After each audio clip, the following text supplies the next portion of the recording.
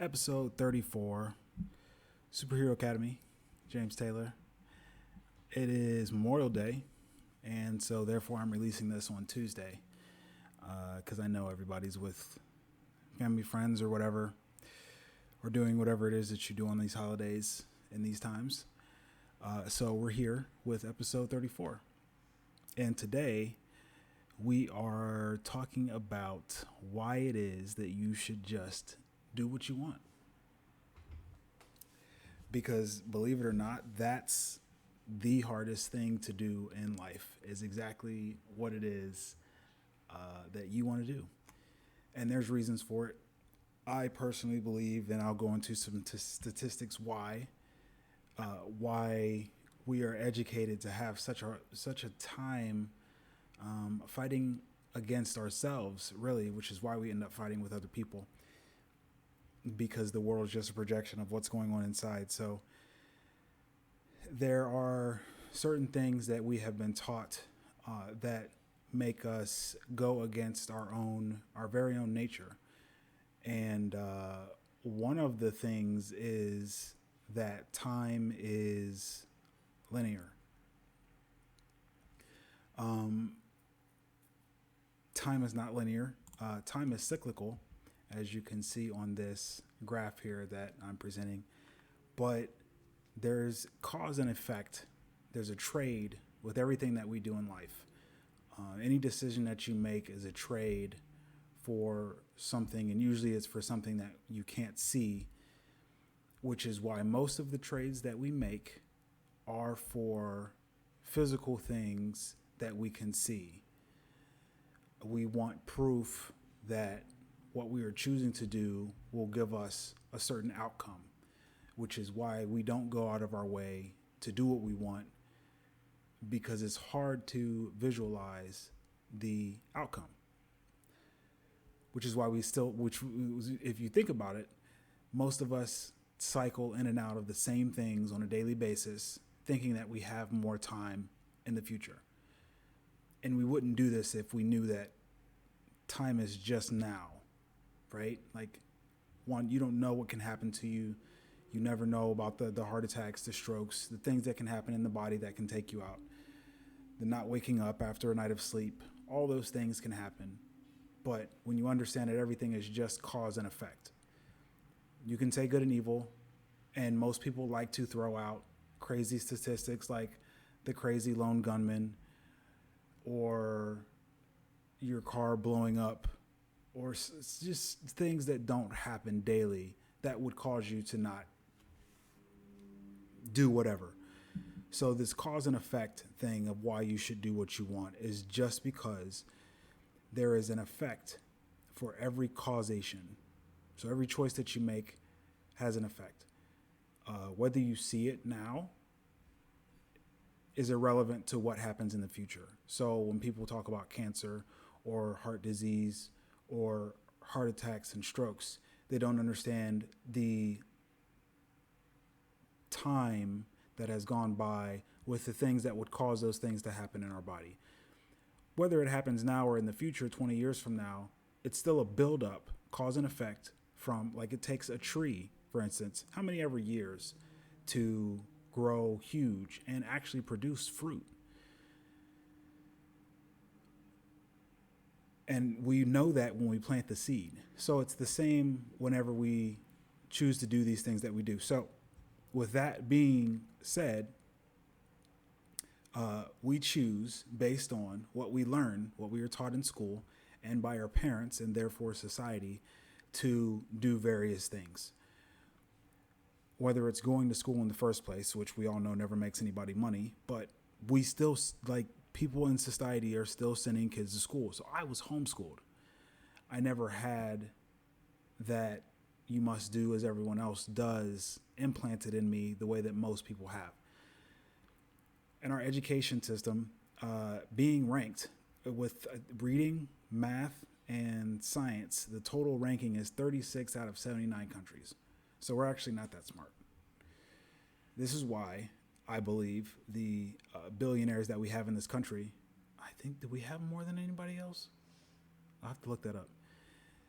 But this is why the billionaires in this country, why that wealth disparity is happening, because so many people are in the the average mindset. What is it even average if it's 36 out of 79? Below average mindset that we've taught to have. So what I'm saying is that with math, science, reading, and math having scores that haven't changed in 20 years, like we're not getting smarter as a people when it comes to math. And this is why they outsource jobs, especially technical jobs and science jobs, because we don't have the capacity as people here being taught what we're taught in a system that's actually cutting the budget for education. So we're not getting any smarter, and the billionaires have figured out that the more problems we have, well, the more ways that they can figure out solutions to those problems, which will cost us as people. And I say that because the U.S. government itself made $1.6 trillion off of the people, off individual income taxes. It was their highest source of income last year. Corporate income tax was at 212 billion. So 1.6 trillion to 212 billion. So the corporations who are run by those billionaires paid less than the individuals who live in this country. And we're okay with that for whatever reason. We also ranked 27th in the world in healthcare. So healthcare is shitty here as well. And in terms of science, reading was 13th out of 79.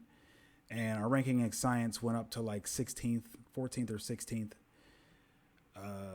Not because we did better, but because other countries slipped.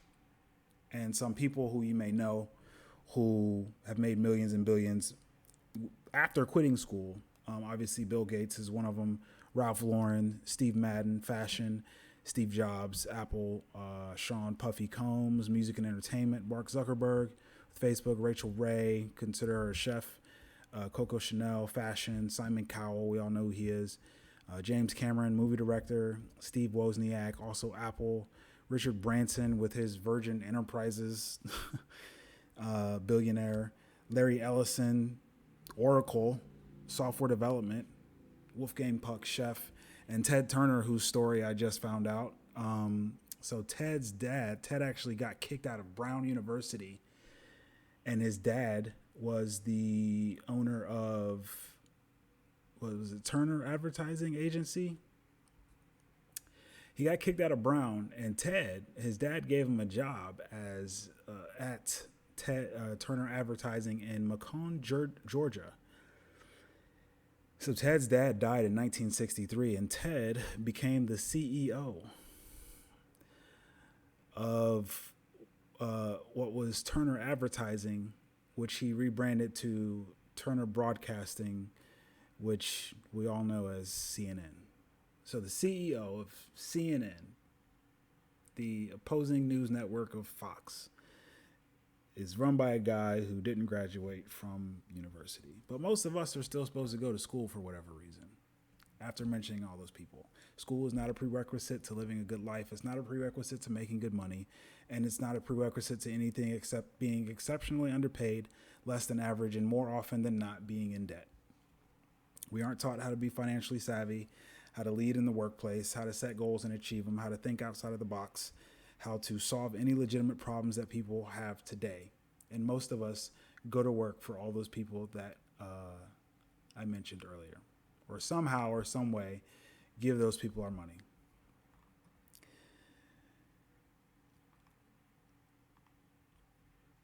In terms of the World Justice Project came out with the statistics, and the United States fell out of the top 20. And it's run on fundamental rights, constraints on government powers, and absence of corruption, and the decline in those factors. And the United States fell out of the top 20. So we're in a system that has taught us that for whatever reason we're the best when we're not even close, in terms of fairness, in terms of justice, in terms of education, in terms of healthcare. And because we're raised in that system, we live our lives that way. Extremely mediocre, below average, and unhappy. My point that I'm getting at, obviously, is this is why that you should do what you want. The world actually needs more people who will do what they want. It doesn't need more people who are just average, who won't think for themselves, who won't go above and beyond, who won't make a decision because it's the right thing to do. Which remind me, this whole thing came up because I'm at the gym today and there's a guy smoking right outside the gym door, and it's being blown by the fan into the gym. And I'm all the way on the other side of the gym, so people have smelled this smoke before it gets to me. And it only took me a few seconds to think about what I had to do, which was either sit there and keep taking it or go and say something to the guy. And I asked him politely, obviously he moved instantly. Like, he obviously didn't know he was living his best life, smoking and flexing in front of the glass at the gym. Like, it was crazy that no one else, like everyone else was literally waiting for someone else to do something. And it's because we've been taught to do that. We've been taught to wait on someone else to make the decision for us on what we should do. This is why you should do what you want. And yes, it is the hardest thing to do when most times we have had decisions taken out of our hands. We've had decisions placed in our minds as the things that we need to do. Everyone says we've been taught that we should go to college, get married, buy a car and get a house and have kids, when that's the last thing that we should all be doing. And yet that's still what everyone goes and does. So my point to all this, with the government, with our education system, with the fact that we're not even in the top 20 in anything on average in the world, is to make your life a better life worth living. You should do what you want. And so there's 3 things that I think that you should do. The first is choose something productive to do daily or weekly that you enjoy. Remember, life is cyclical. It's not linear. So there's a cause and effect to everything. And obviously what you choose to do daily, you will become more skilled at. What you choose to do weekly will be the same. But everything adds up over time due to the cause and effect, right? Number 2 is choose something that you really enjoy doing. And this doesn't have to be this. So we've got something productive, and then we've got something that you really enjoy doing that really only matters to you. Like, it doesn't have to do anything. We like to choose these virtue things that we can save the world, and that's just not feasible. We're not going to save the world. You can't even save yourself. Choose something that you really enjoy doing that only matters to you. Even if that's being, for instance, your home team's biggest fan. Like, if you want to be the biggest fan in the world, the best fan in the world, like, do that. If it's painting, making music, building model cars, taking selfies, whatever it is that you really enjoy doing, do that. 100% do it. And then third, all of your duties, handle them 100%. And try to have as little duties as possible. So you don't want to have, so debt is a duty. The type of work that you do is a duty. And debt actually covers a lot of that. So your house, your car, the things that you have to pay for, which is like children. All of those things are duties, which make it so that you have to work more, right? So have as few duties as possible, and realize that stress, the only stress that's good is the stress that makes you better. So you can look at working out as the type of stress that makes you better. Running is the type of stress that makes you better. Practice and whatever skill that you want. Training makes you better. Learning makes you better. There's so many different types of ways that you can do online learning now. That you can choose to learn whatever it is that you want, whatever trade that you want, you can do that. And eventually that will lead to the life that you want. So do what you want to do and do it for you, because nobody's going to care more about your life than you. That's all I got for this week, episode 34, Superhero Academy. Make sure you check out the blog. We've got this written down. The whole transcript of today is written down on the blog, superheroacademyonline.com, and the YouTube video, if you're on the podcast. Obviously, if you're on the YouTube video, you've already got this. So subscribe, like, send to a friend. If this was helpful to you, make sure you write those down. Get started on those 3 things today so that you can live a better life, hopefully by end of day today. Don't wait till tomorrow. We'll see you later.